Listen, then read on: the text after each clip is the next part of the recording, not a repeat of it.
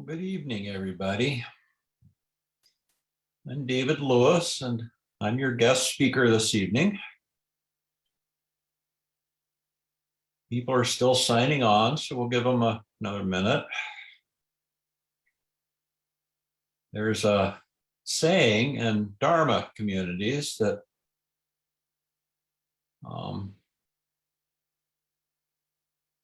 there's no need to ever wait for something to happen.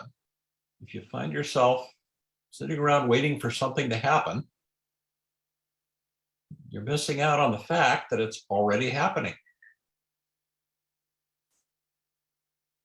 So don't miss this opportunity of sitting around in a moment of quiet time to notice what's happening in your realm of experience.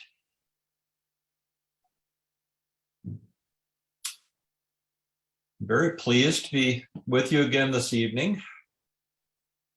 I know some of you. I'm a long-time friend of the Mission Dharma community and longtime friend of Howie and student of Howie and longtime friend of Mary Davis, who's with us tonight, running the show as she so often does. Thank you, Mary. I always like to start out by thanking the volunteers at Mission Dharma who are holding it all together. It's not just a Howie show. I'm really grateful for the volunteer effort that makes this Sangha work. So thanks going out to all of them. And there's always a need for volunteers. So if you're interested in your Sangha, contact Mary.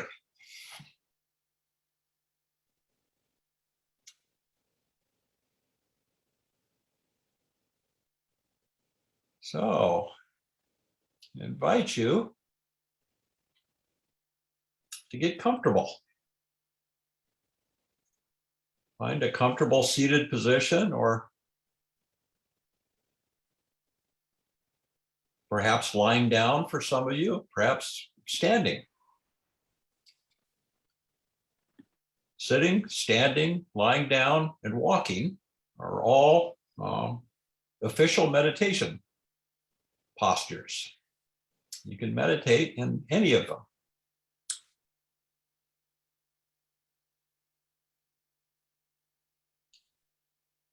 The important thing is to invite a relaxed body, do whatever you can in your power to relax, and yet keep an alert mind. So if you are lying down, that's just a little bit more of a challenge when it comes to an alert mind, because we often fall asleep before lying down. That's the message that the mind gets from the body.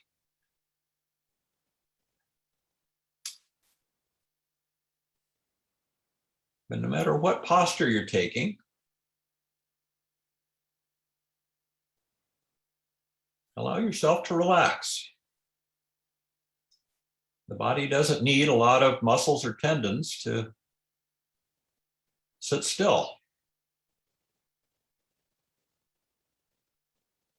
And there are many subtle muscles and tendons that, where we hold stress sometimes, that we can allow to relax. For instance, the forehead. Allow your forehead to relax. Area around your eyes. Your jaw muscles. Allow them to soften.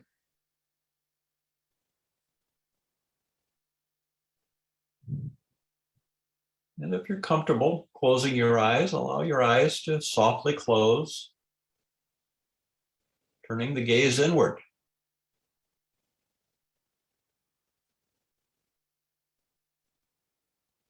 When we close the sense door of the eyes, our other sense doors tend to open up. We may be more aware of hearing. Not just my voice right now, but perhaps noises in your background of wherever you are, indoors or outdoors, noises coming from outdoors, cars passing by perhaps. Maybe even the sound of what we call the sound of silence. Subtle ringing in your ears, ringing between your ears. Maybe tinnitus. It may be the sound of the universe.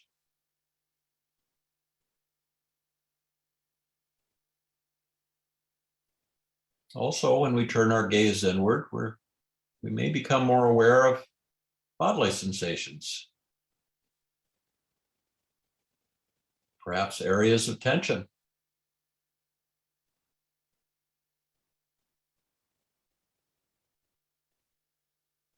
You may be able to intentionally relax those areas by taking a deep breath, allowing them to relax, or they may remain. And that's not a problem.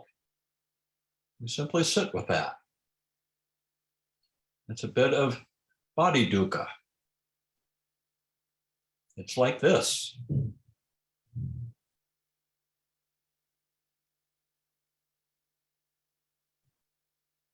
And if there's dukkha being experienced in either the body or the mind,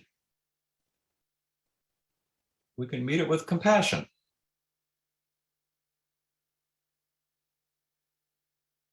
This is just a little dukkha.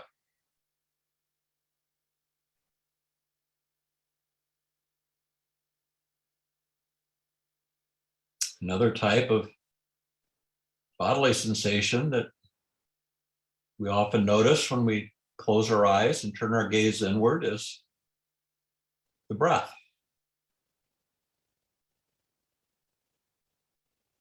And like the body, like bodily sensations, other bodily sensations, the breath is a wonderful anchor for your meditation. An anchor like a ship's anchor, which keeps a ship stable within a bay and not washing in and out with the tides. The anchor of the breath or the body, either the body is your overall posture, or maybe just your hands or your feet, whatever you're most aware of, anchor you in the present moment.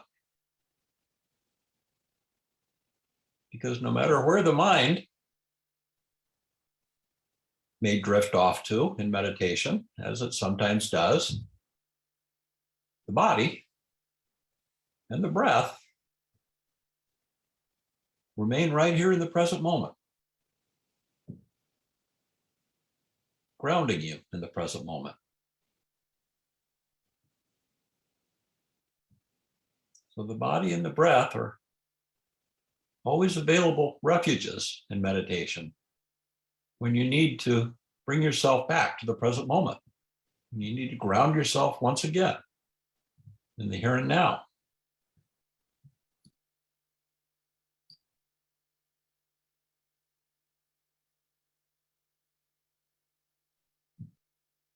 Very often, I start my meditation by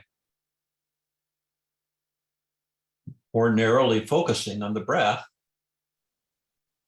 just to stabilize myself for a while. Stabilize myself in the present moment, ground myself in the here and now.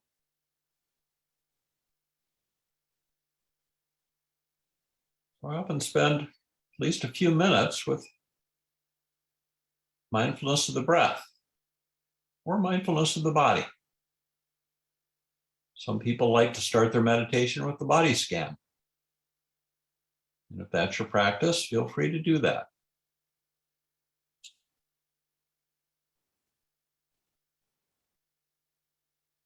But once you start to feel somewhat stabilized, a little more settled, perhaps,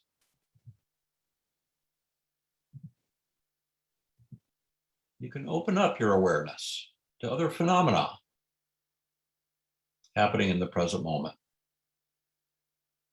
Other phenomena including thoughts, feelings, emotions.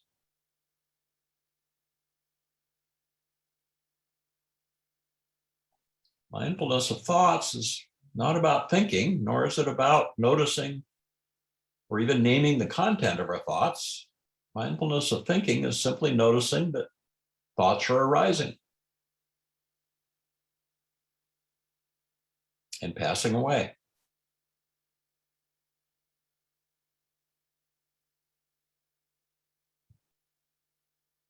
Like the breath, we don't generally invite thoughts.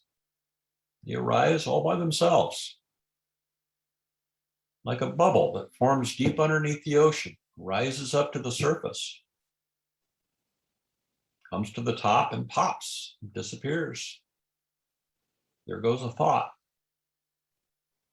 Just as ephemeral is a sound rising and disappearing in our experience. That's all a thought is, passing phenomena, as long as we don't engage with thoughts. So that's one of the challenges of meditation, is watching thoughts arise and pass, feelings, emotions, without engaging with them, without feeding them or chasing them. It takes a bit of practice.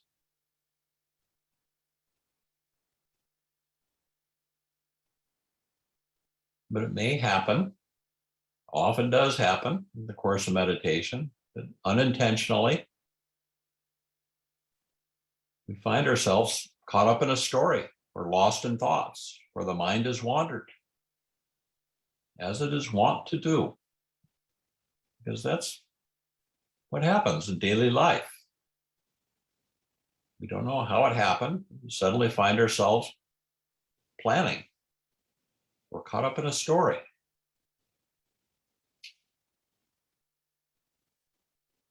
But if you're mindful, if you're being mindful, at some point you'll notice that that's happened. And that's a moment of waking up. So even getting lost in thoughts is not a problem in meditation, as long as at some point we notice that that's happened. At which point we wake up, let go of whatever distraction took us away, if we're able to, and perhaps return our attention to the breath or the body, starting our meditation all over again.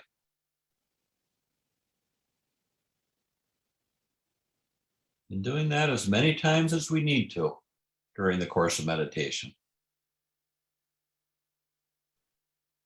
Drifting away and coming back. Grounding ourselves over and over again in the present moment. And in the process of practicing like this, we may notice that there's more space in between thoughts and distractions. Longer periods of stillness. And simply noticing those moments of spaciousness and stillness allows us to cultivate them.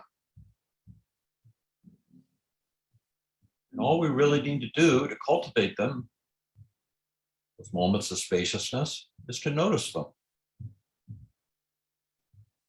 Generally, it's a pleasurable feeling.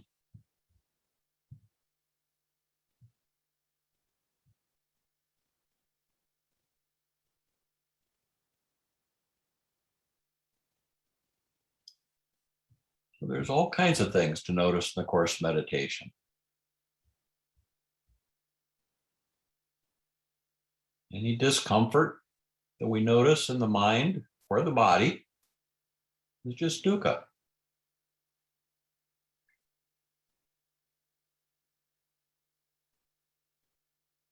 And any temptation that we feel to follow a thought or generate a story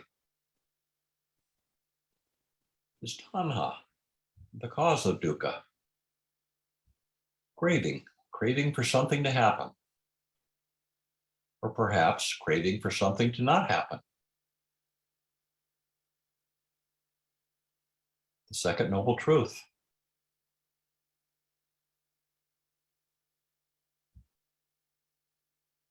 And if during the course of our meditation, we also turn our attention to those moments of stillness, spaciousness in between thoughts,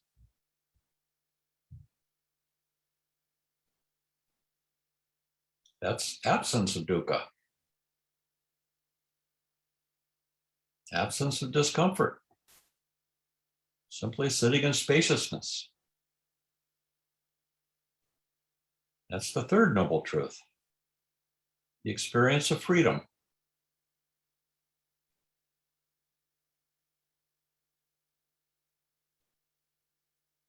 So our only job is to relax. Pay attention to whatever arises, whatever is most predominant in your experience. Noticing that all phenomena that we experience in meditation changes. It all has the common factor of impermanence. Even the breath, which seems so regular, changes. Our only job is to notice.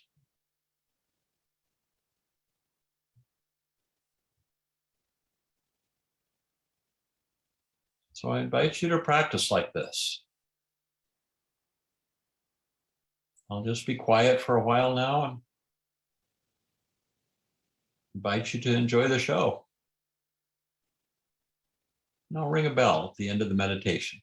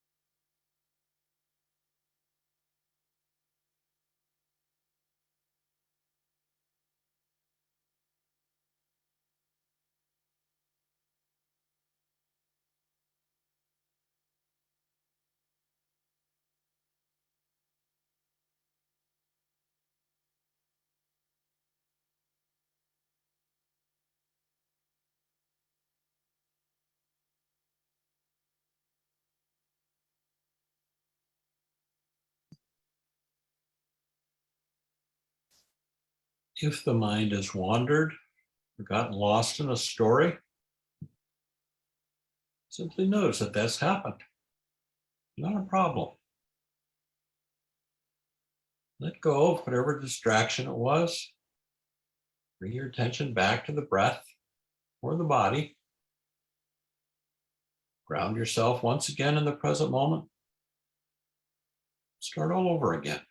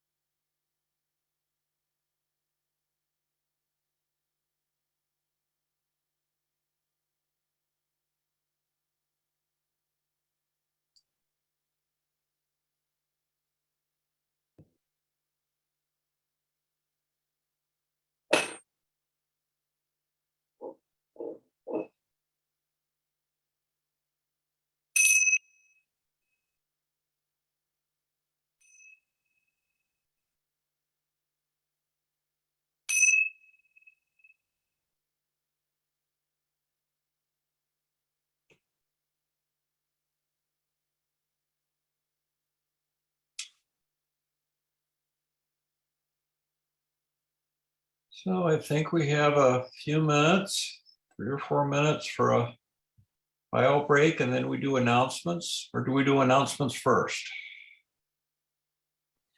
We usually do announcements first, and it's going to be really quick this time. Please carry on. So I think the only thing I have to mention tonight is just a reminder about Dana. Dana is how Mission Dharma keeps going. And so and that it's a beautiful practice that gladdens the heart and benefits both the giver and the recipient. Thank you. So I am leaving the information about how you can offer Dana in the chat box. And we very much appreciate any offerings that you can offer. So thank you. Then you want to transition into, and you can also do it during this bio break. If you don't have a bio need, you can make it a Dana break. If I could just add a note about Dana, I haven't given Dana talk for a long time, but one of the things that opens my heart about Dana is remembering that the reason we're here today is because of the Dana that's has been offered by yogis in the past. The reason the Sangha's here, the reason Howie's able to teach, the reason we're able to meet tonight is because people's passed Dana. So Dana is kind of a way of paying it forward. We're making the Sangha possible for yogis of the future, including ourselves, hopefully. So thank you for that. Thank you, Mary. And please feel free to stretch, give your body a little bit of a break, bio break, and we'll come back in maybe 3 or 4 minutes.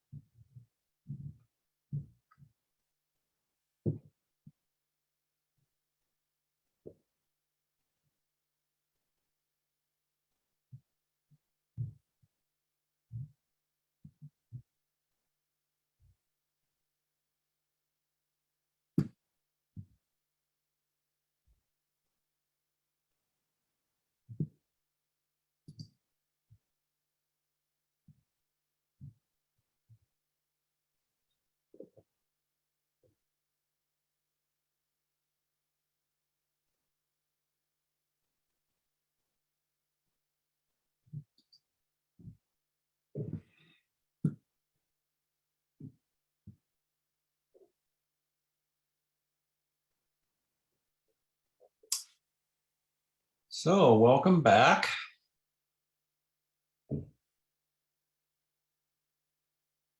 It's lovely to be with you again this evening. This is the Dharma Talk part of the program.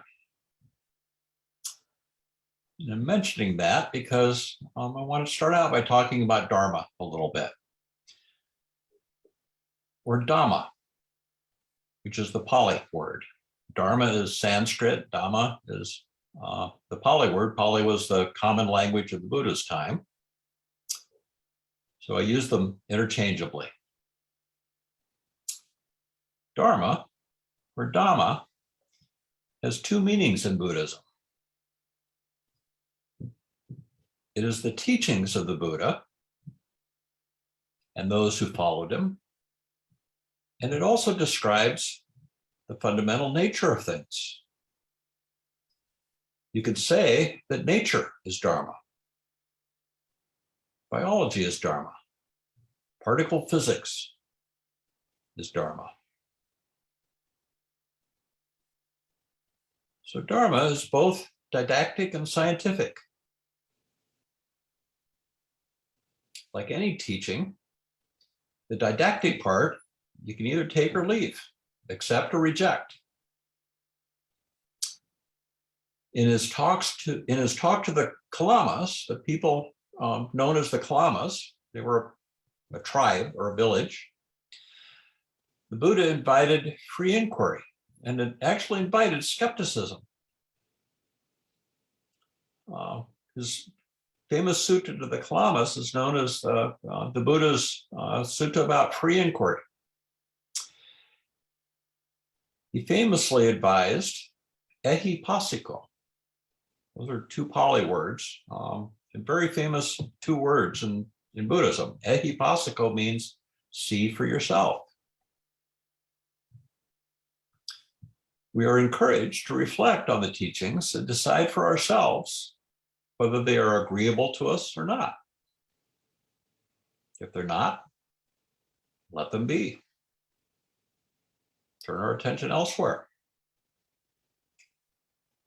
But the same is true for the scientific understanding of Dharma, which proposes a view of nature and the mind, a theoretical construct, you might say, which can be checked out experimentally in our own direct experience.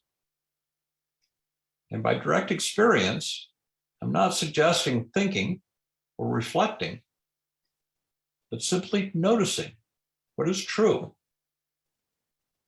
and real when we rest in the present moment and take note of what is going on in our experience.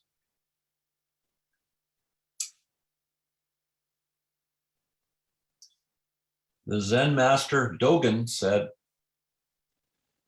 "You should cease from practice based on intellectual understanding, pursuing words and following after speech, and learn the backward step that turns your light inwardly to illuminate yourself." Learn the backward step. I love that phrase and that description of practice as being a backward step. It's not leaning into something. It's not getting something. It's a backward step, doing less, turning our light inwardly.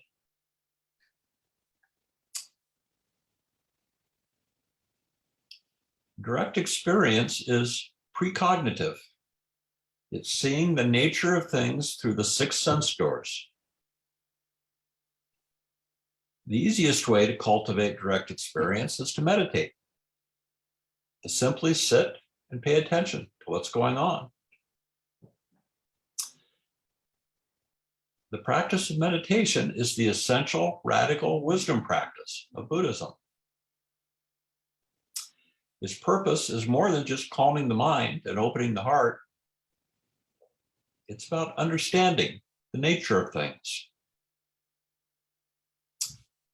The Buddha was not a philosopher. He didn't search for the meaning of life. He was more interested in how things work.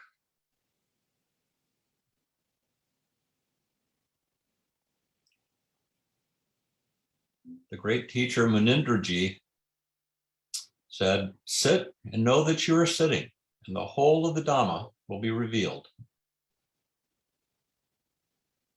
Sit and know that you're sitting, and the whole of the Dhamma will be revealed.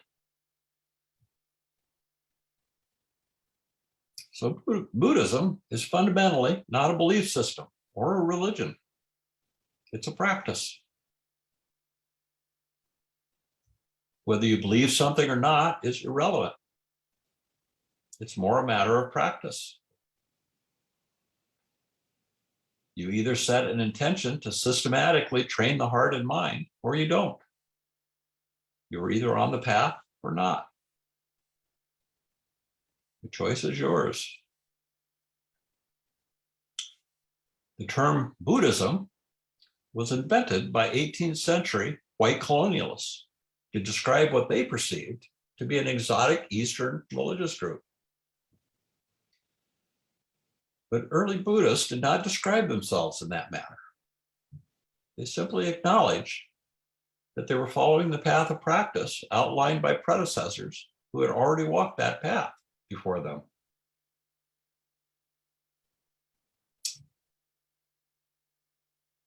The first talk that the Buddha shared after his enlightenment was about the four ennobling truths.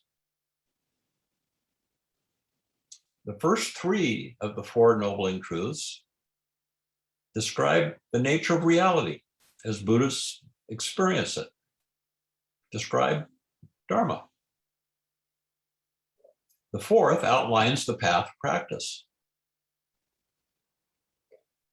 Gil Fronsdal, who's a wonderful local Dharma teacher, likes to use the word ennobling rather than the more traditional translation of noble, because understanding and integrating this wisdom ennobles us.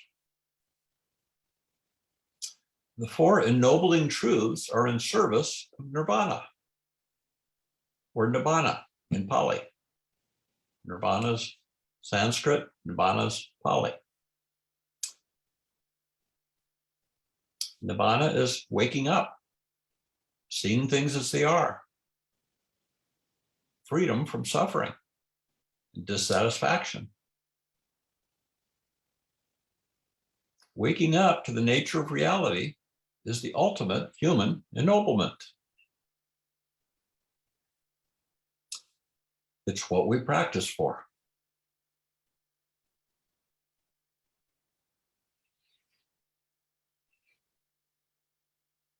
In my own Dharma practice and teaching, I revisit the four ennobling truths frequently. Indeed, as Howie likes to say, all Dharma talks are variations of the Four Noble Truths. It's all the same talk, Howie says. Like many practitioners, I have found that the path is not a straight line. It's a spiral. We continually come back to things that we thought we understood, but now see a deeper truth. In fact, now I'm even skeptical about these deeper insights. Each one questions my previous understanding. So as a result, I hold the new insight lightly. This is what is called don't know mind in the Zen tradition. It's wisdom wearing the cloak of confusion.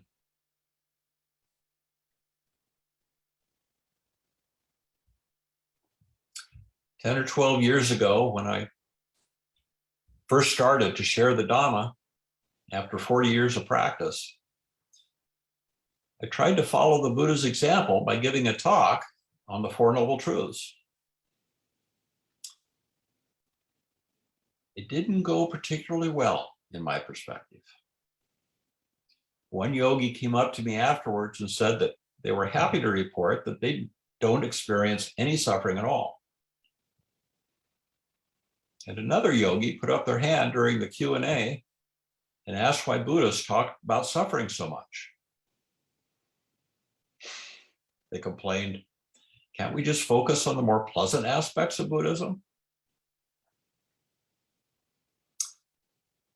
I can't rightly remember how I answered that question, which is not a bad one. I think I was too flustered by the realization that I had failed to adequately describe the first ennobling truth, that of dukkha. I had made the common error in my talk of using the most common translation of dukkha as suffering, which is a triggering word for many of us. If I had possessed a little more wisdom at that time, I might have noted that the very nature of the question indicated the presence of suffering or dissatisfaction, and that all suffering arises from our desire to avoid suffering.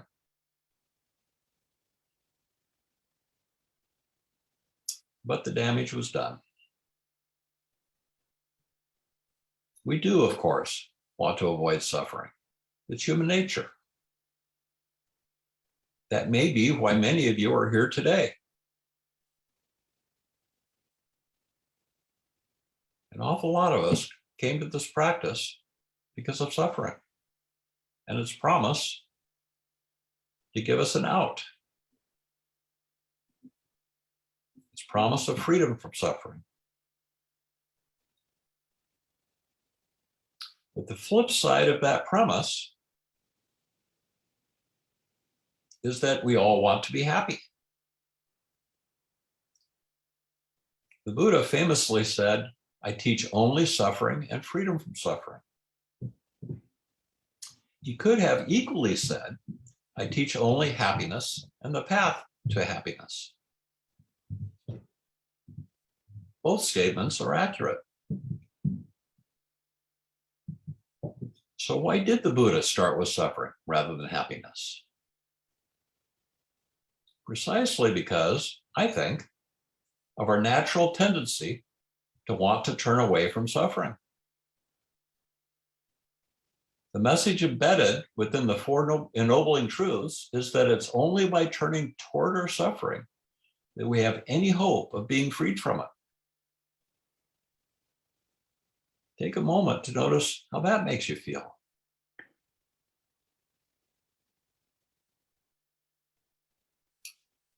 The great Thai meditation teacher, Ajahn Chah, one of the founders of our tradition, said, there are two kinds of suffering. There's the suffering that you run away from, which follows you everywhere. And there's the suffering that you face directly, and in so doing, become free.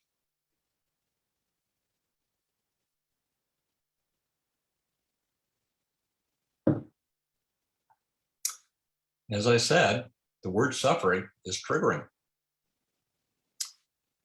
We associate it, not inaccurately, with old age, sickness, and death, with loss and grief and hardship. In other talks, the Buddha identified dukkha as one of the three fundamental characteristics of human existence. So I believe that unreliability is a better translation than suffering to describe dukkha.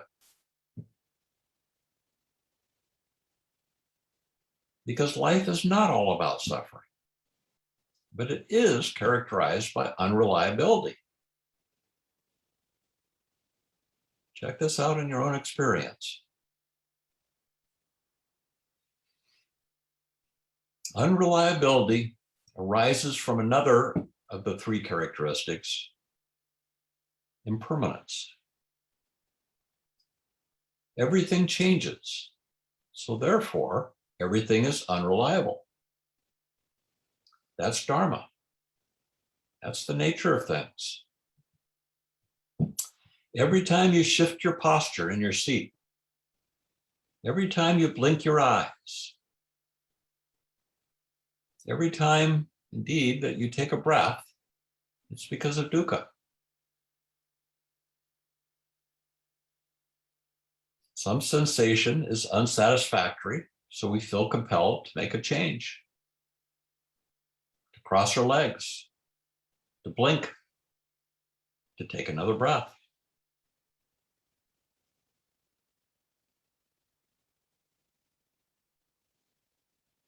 to scratch my head. I recently heard the Tibetan teacher Mingyur Rinpoche give a talk in which he said the motivation for blinking our eyes is the desire for happiness. Again, this is the other side of the Dukkha coin. Everything we do is motivated by a wish to be happy, to be comfortable, to be okay.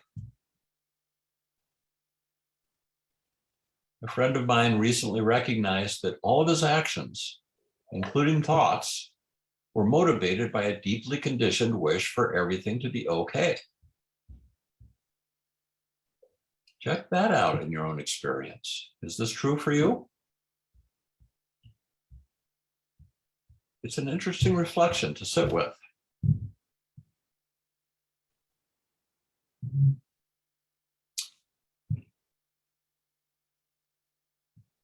Dissatisfaction arises, dissatisfaction being yet another good translation of the word dukkha. Dissatisfaction arises when we perceive that things are not okay. We make adjustments. But no matter what we do to make ourselves comfortable, because of the universal law of change, dukkha will surely arise again. And so we become caught in the cycle of samsara, the never-ending project to try to fix things, to arrange things, so that everything is okay. And this is the origin of stress. Stress being yet another good translation for the word dukkha.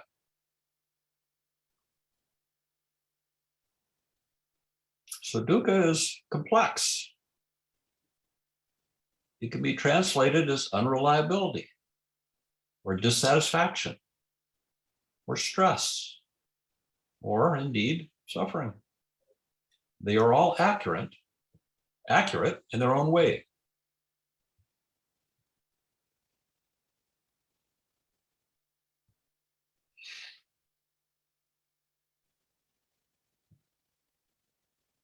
But it is human nature to dislike change, to avoid unreliability, and to suffer from stress.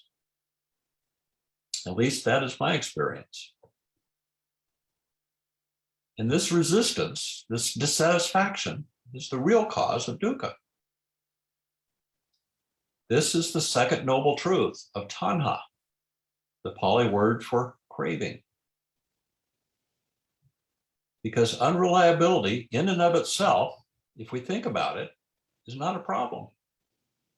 It's the nature of conditioned existence. The problem is our resistance to it, right? The source of our suffering is our own reactivity, which brings us back to the necessity of turning toward dukkha and understanding its nature. Because if we really accepted impermanence and unreliability in our lives, we wouldn't be afraid of death or loss, would we? We would simply accept these changes as the nature of things.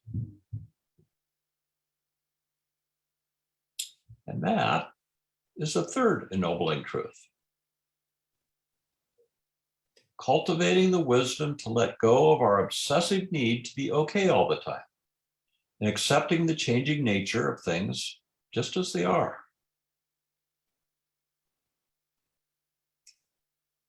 That's the real meaning of abiding in the present moment.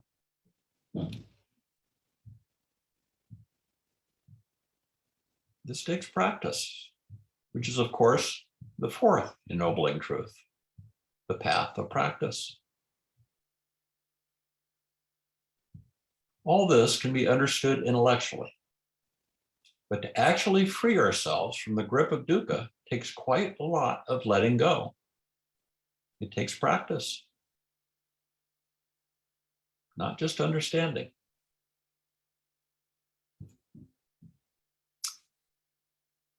If the second ennobling truth, the cause of dukkha, is craving or holding on, the The third ennobling truth, freedom from suffering, is about letting go. Holding on, letting go.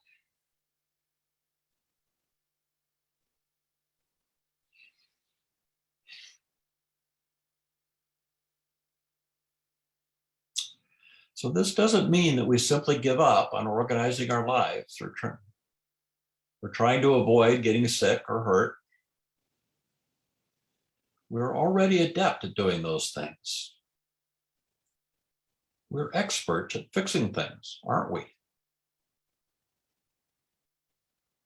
It means that if we want some relief, we must give ourselves a break sometimes and simply acknowledge that it's like this.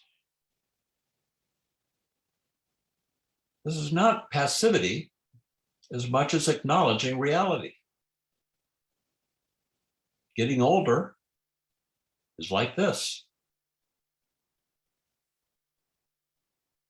There are things that we can do to address our ills, but in the end, we can't prevent getting older. Climate change is like this. Because while there are actions that we must take in order to do our part, it's happening on such a massive scale that the efforts of one individual are a drop in the bucket. It's skillful to take action, but it's also skillful to be able to acknowledge the limits of our actions. This is how we maintain some sense of equanimity and sanity in difficult times. Don't even get me started with politics. When it comes to improving our lives or changing the world, there's never enough that can be done. The Serenity Prayer is an extremely helpful tool in this practice. If we are to find happiness in life, we have to acknowledge our limitations. For happiness is not about getting what we want, it's about being grateful for what we have.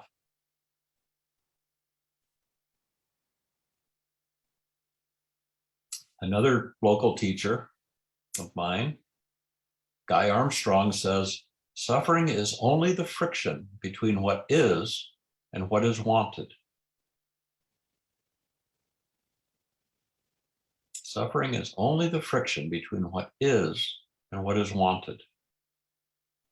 Wanting, of course, being the second noble truth, the cause of suffering. Letting go of craving, letting go of wanting, and wanting things to be other than they are, and resting in the present moment just as it is, with all its imperfections, is the key to happiness.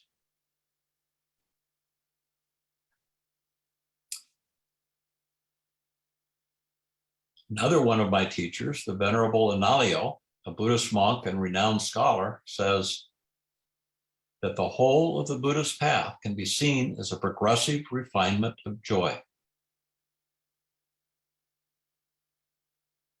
I can affirm that this has been my experience in my 50 years of Dharma practice. We do not have to look far to find either dukkha or freedom from dukkha. Yongey Minkur Rinpoche reminds us that all we are looking for in life is right here in the present moment.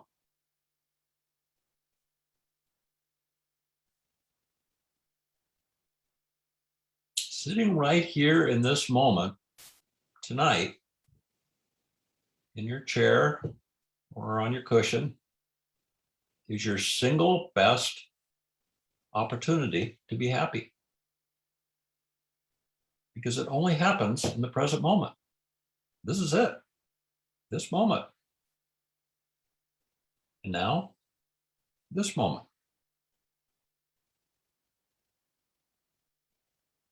And so it goes. Peace does not mean being in a place where there is no noise, trouble, or hard work. It means being in the midst of all those things and still remaining calm in your heart. Peace is always available to us in any moment, no matter what is going on in our lives.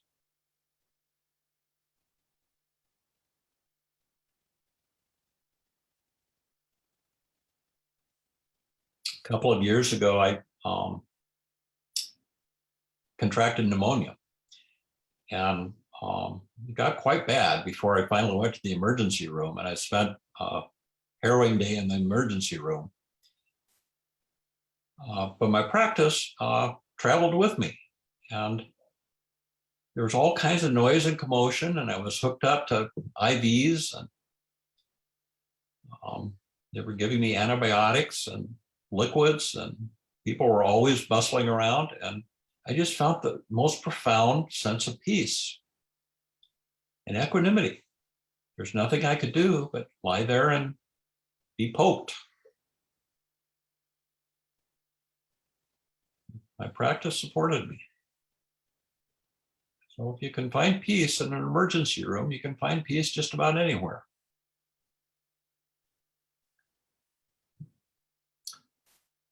So this is the message of the four ennobling truths. And this is why I keep returning to these lessons. I actually came up with this talk tonight because the Four Noble Truths suddenly, in the last couple of weeks, became very alive for me in a new sort of way. So I wanted to talk about them again. I wanted to talk about the Four Noble Truths, four ennobling truths. We grow in wisdom as we internalize them.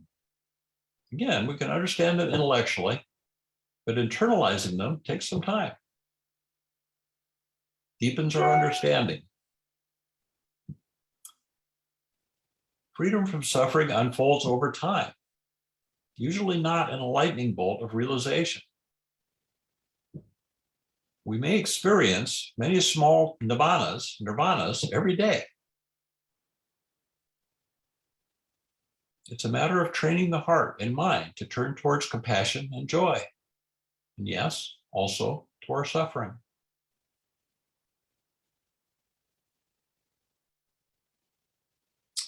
This may seem like a formidable undertaking, but it's a lot simpler than we imagine.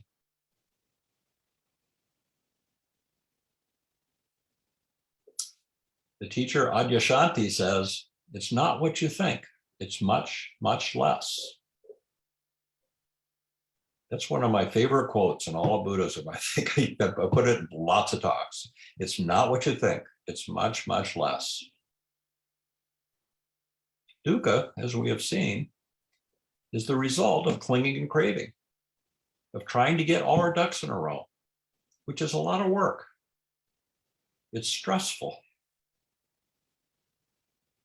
Freedom from dukkha, on the other hand, is the result of letting go and accepting, which is so much easier. Kate Johnson advises us to take the attitude that there is nothing in your experience that you need to control or fix, and you'll be available to experience the perfection that is always there, the truth that everything you need to awaken is with you right now.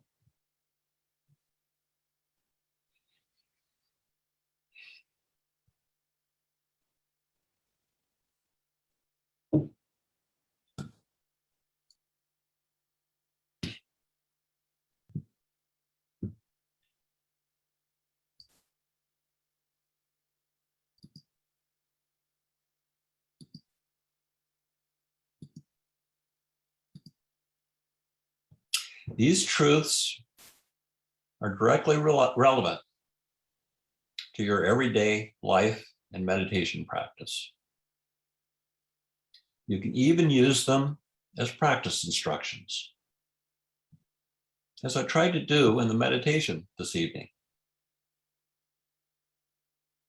Start by, first noble truth, simply turning your attention to noticing when dukkha is present and meet it with compassion. And then the second ennobling truth, noticing when you're hanging on or wanting something and how this feels in the body. And the third noble truth, noticing also what it feels like to let go and experiencing a sense of relief. Noticing those gaps between thoughts, moments of stillness, moments of spaciousness. That's freedom from suffering. And finally, fourth noble truth, if you get stuck, turn to the tools of the Eightfold Path to wisely address any hindrances that are present. And that's your meditation. The practice of freedom seems difficult in the beginning because we are so deeply conditioned to strive, to fix, to attain something and be someone. We judge, and we struggle, and we doubt. But as with many other things, it gets easier with practice. We learn to let go and accept, to receive rather than consume.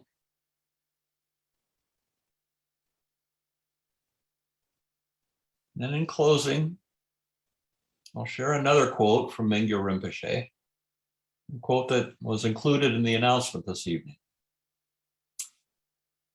The insight that the Buddha discovered is so simple, yet so difficult to accept. His teachings introduce us to a dormant, hidden, unrealized part of ourselves. This is the great paradox of the Buddhist path, that we practice in order to know what we already are, therefore attaining nothing, getting nothing, going nowhere. We seek to uncover what has already been here all along.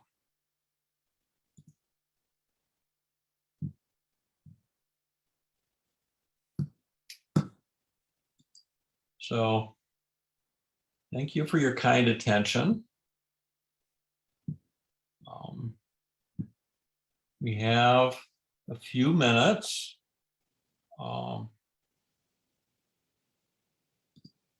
We have any questions or comments?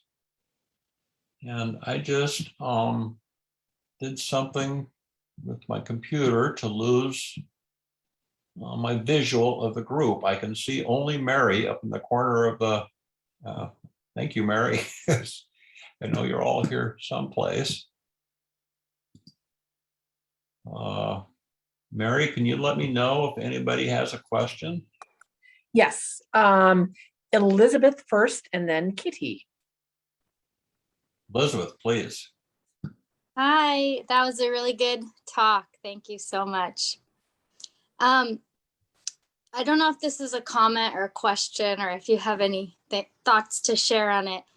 I recently did a 10-day Vipassana retreat, and I've been studying meditation under Insight Vipassana, and I never practiced it the way that Goenka teaches it. And so I'm sort of torn between now how I practice, because I guess I really like the method that I learned at the retreat, but it's very strict and it's hard to do, I guess, to stay with it. So I just kind of wanted to know your comments.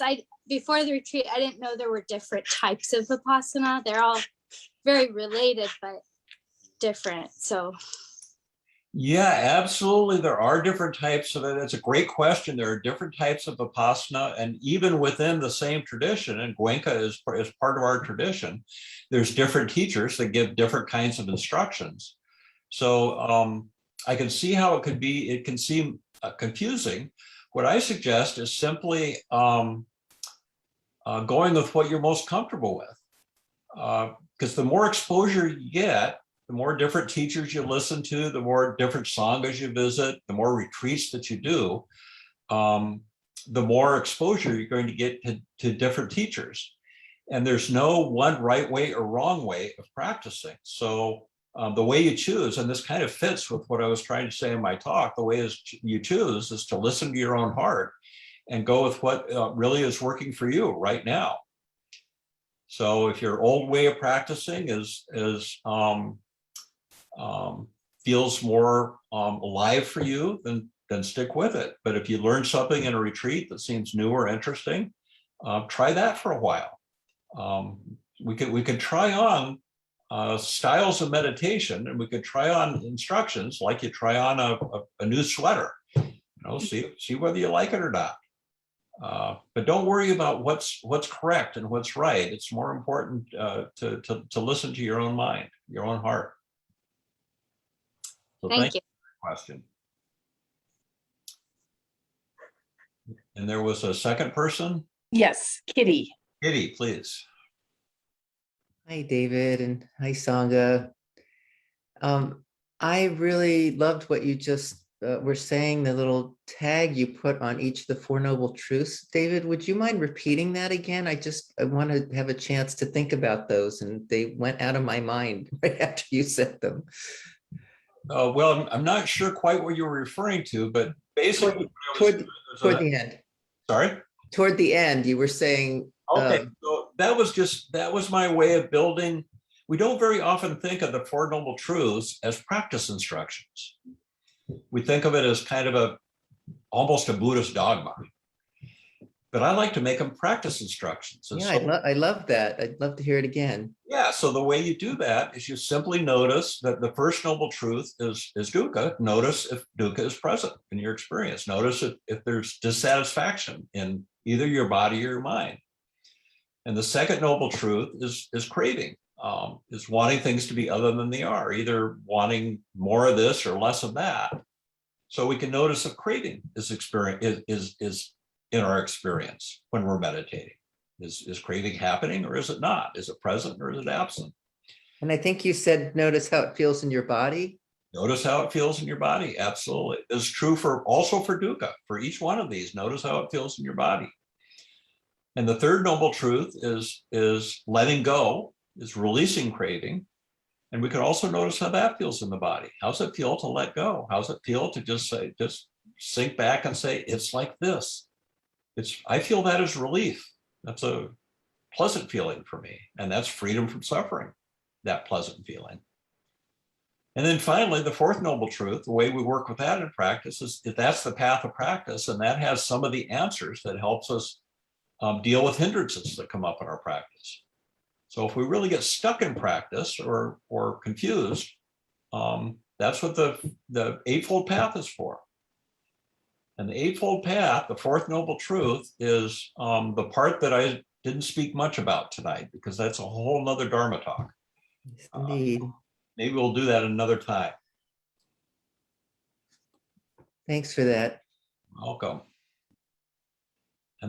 I'm sorry I talked so much because we're at the end of our evening now. And I really like the questions and answers. That's my favorite part, is Q&A. So I've deprived myself. But it's been wonderful sitting with you this evening. I had a great sit. I hope you did too. And wonderful sharing the Dhamma. And I appreciate your questions and your kind attention. And let's just take a moment to offer the merit of our practice, recognizing that our practice this evening isn't just for us, isn't just about us. It's about everybody we love, everybody we come in contact with, and all beings. So in the same manner that, in the same way that we want to be free of suffering ourselves, in the same way that we want to be happy, we wish that for other beings. But may all beings be safe and protected from danger and harm. May all beings be healthy in body and mind. May all beings everywhere live with peace and ease and be free from suffering.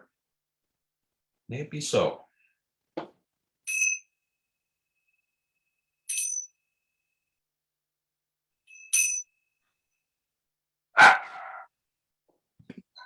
Thank you, everybody. Thank you. Night. Thank you, David. Thank you. Thank you. Thank Thanks, you. David. Good night. Good night. Thank